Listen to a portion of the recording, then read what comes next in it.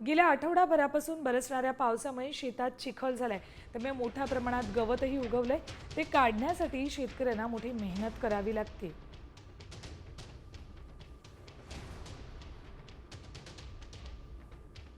अचानक पाऊस आल्यामुळं अगोदर गवत उगवलं शेतामध्ये. तर शेतामध्ये गवत उगवल्यामुळं आम्हाला ते सगळं काढायला जवळजवळ 4-5 दिवस गेले. पुढं आता ह्याच्यानंतर परत ह्याच्यावर नांगरकी करायला लागेल. त्याच्यानंतर मग अजून आव्हान पण बघा बारीक आहे. आता पाऊस उशिरा झाल्यामुळं ते चिखलामध्ये पेरलं आम्ही. तर नशीब आमचं की ते उगवलं आहे.